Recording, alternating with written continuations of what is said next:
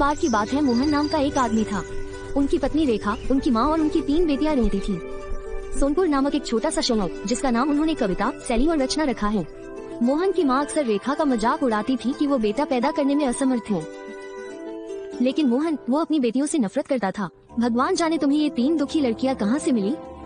अगर ऐसा ही चलता रहा तो मेरे बेटे का क्या होगा। माँ, तुम्हें ऐसी बातें नहीं कहनी चाहिए, वे अपनी लड़कियाँ हैं। हाँ दादी, आप अपने बेटे, अपनी आत्मा की आलोचना क्यों नहीं करती। जानबूझकर मेरी माँ को परेशान करने पर ध्यान केंद्रित करता है। कविता, ध्यान से बोलो, तुम अपनी दादी का अनादर कर रही हो, यह एक अच्छी चीज नहीं है। मेरे साथ आओ कविता, तुम्हें स्कूल के लिए देर हो रही है। चलो। ये सुनकर तीनों लड़कियां स्कूल जाने के लिए राजी हो गयी। दूसरी बेटी कविता 10वीं कक्षा में पढ़ती थी और मोहन की सबसे बड़ी बेटी 12वीं कक्षा में थी। तीसरी सबसे छोटी बेटी सीली 7वीं कक्षा में पढ़ती थी। रचना अंशकालिक नौकरी करती थी। स्कूल जाने के अलावा वो अपनी बहनों के लिए स्कूल की सामग्री खरीदने के लिए पर्याप्त धन कमा रही थी। शाम को जब तीनों बेटियां घर लौट आईं, तो साइली ने अपनी माँ से कहा, माँ, मैं भूख से मर रहा हूँ, क्या तुम मेरे लिए कुछ खाना ला सकती हो। हाँ बिल्कुल, आखिरकार आप केवल भोजन करने के लिए ही पैदा हुए हैं। क्यों, क्या आपको नहीं लगता कि आपके बेटे को ऐसा करना चाहिए था। हमें इस दुनिया में लाने से पहले किसने इस पर विचार किया था। कविता, शक्ति, पर्याप्त। अपने कमरे में जाओ, मैं तुम्हारा खाना तैयार कर रही हूँ। जब ये तैयार हो जाएगा तो मैं तुम सबको फोन कर दूंगी।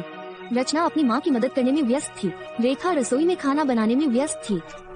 रेखा को अच्छी तरह पता था कि उसकी सास, उसका पति और पत्नी दोनों ही उसके प्रति अपमानजनक थे। उनकी नजर में वो कठपुतली से ज्यादा कुछ नहीं थी। उसकी माँ उससे कहती, अरे मेरे प्यारे बेटे, आजकल तुम्हारी बेटियां बातें करने लगी हैं। वापस मेरे पास। क्यों, क्या हुआ। दादी फिर अपने बचे हुए दांतों के सहारे मोहन से झूठ बोलती है, जबकि मोहन अपनी लड़कियों के साथ संभोग करना शुरू कर देता है। तभी रेखा अपने क्रोधित पति को टोकती है और कहती है, आप क्या कर रहे हैं।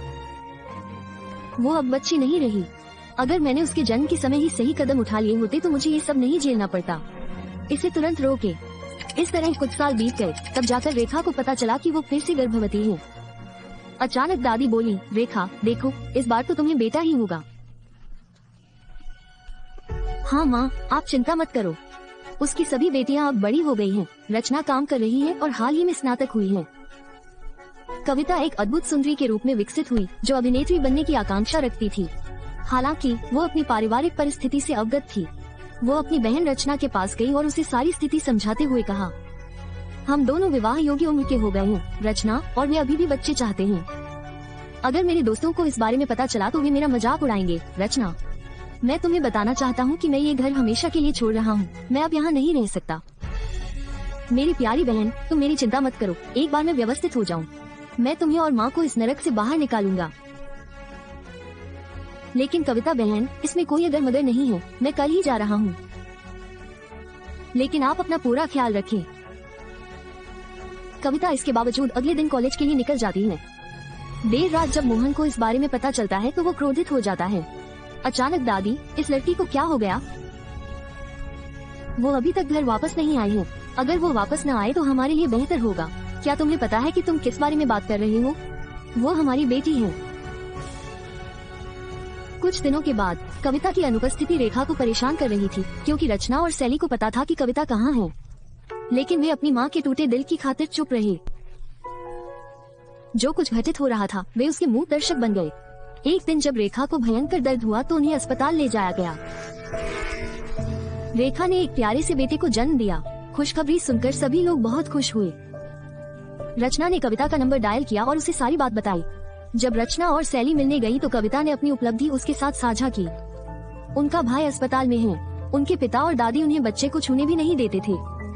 जब उन्होंने ये देखा, दोनों लड़कियां दुखी थीं और हर रोज घर लौट आईं। अपमान और टीएस के साथ साथ उनके पिता और दादी का आज का भयानक व्यवहार। रचना और सीली दोनों को लगा कि अब बहुत हो गया। अब रचना ने सीली से पूछा, आज तुम क्या खाना चाहोगी। सिल्ली, तुम स्वतंत्र हो, जो चाहो खाओ, मैं बहुत खुश हूँ। रचना, क्या आपको लगता है कि अब हमारा जीवन बेहतर हो जाएगा। मूर्ख, खैर मैं ऐसा नहीं कह सकता, लेकिन मुझे पूरा विश्वास है कि कुछ ही दिनों में हमारी दयनीय जिंदगी बेहतर हो जाएगी, 100 गुना बेहतर। जैसे ही सिली और रचना कुछ कहने वाले थे, रचना का सीएससी परिणाम चमक उठा। जिस दिन रेखा को रिहा किया जाना था, वहाँ पुलिस अधिकारियों की भारी भीड़ थी। मोहन के घर के अंदर कई फोटोग्राफर और साक्षात्कारकर्ता उसका साक्षात्कार लेने के लिए इंतजार कर रहे थे। ये देखकर मोहन बोला, हे भगवान, मुझे और क्या देखना है। यह क्या शगुन है? जैसे ही हम अपने बेटे को घर लाते हैं, आपको खुद ही इसकी जांच करनी चाहिए। एक साक्षात्कारकर्ता ने रचना से पूछा, मैडम, आप हमारे समाज में किस प्रकार योगदान देना चाहेंगी? हमारे समाज का एक ऐसा नकारात्मक पहलू जो कई लोगों को मजबूर करता है। मैं चाहती हूँ कि लड़कियाँ अपने प्रारंभिक वर्षों को भूल जाएं, लेकिन यह एक ऐसी चीज है जिसे मैं खत्म करना चाहती हूँ। मैं हमारे समाज की पितृसत्ता को बदलना चाहता हूँ। एक बेटा जो चाहे कर सकता है और साथ ही अपने परिवार का सम्मान भी बढ़ा सकता है। मैं उस मानसिकता को बदलना चाहता हूँ जो मानती है कि लड़का ही आशा का एकमात्र स्रोत है।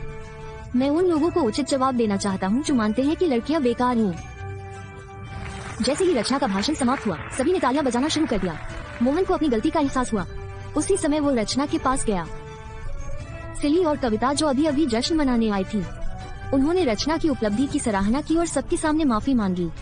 मोहन ने जीवन में पहली बार अपनी तीनों बेटियों को गले लगाया।